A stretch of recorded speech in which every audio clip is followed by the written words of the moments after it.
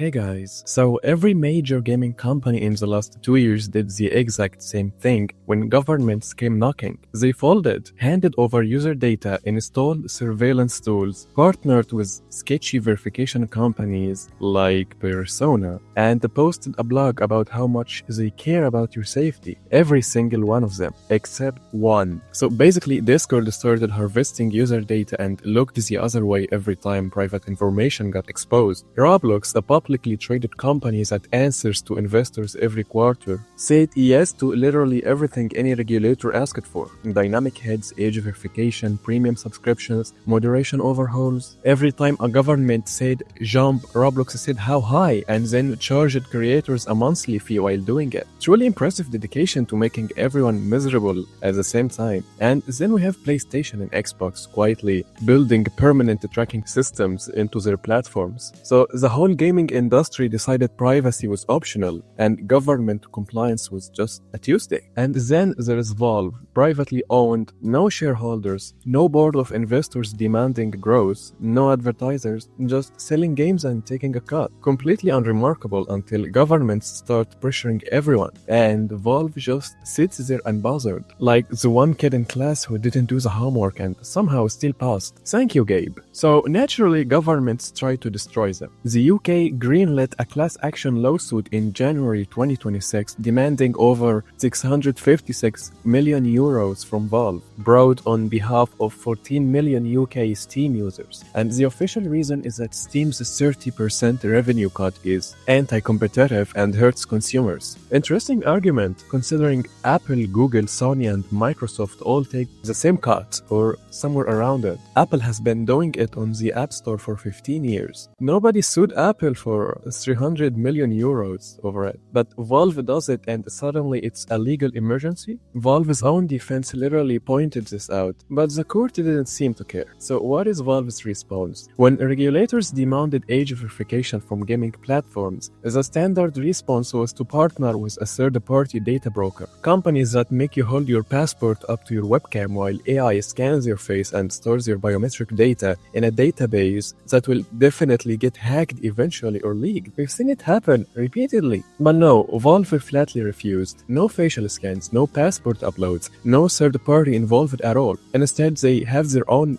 built system that simply checks against the user's existing payment method through their own PCI certified payment infrastructure. Yes, I know, nerdy words. So, no new data collected, no outside company handling anything. Valve explicitly stated on the record that the system was designed to protect the maximum degree of user privacy, something publicly traded companies never heard of, as they're constantly under pressure of governments, while Valve is just private. So, good on you, Gabe. So, basically, Valve technically complied with the law, but did it in a way that gave regulators none of what they want, which is a permanent trackable record of every PC gamer. Meanwhile, Roblox collected children's faces and handed them to a company called Persona, which stored that biometric data for 3 years while telling everyone it was deleted within a month. Roblox got state investigations launched against them anyway, paid all the compliance costs and still got sued. Fantastic outcome. So why does being private matters in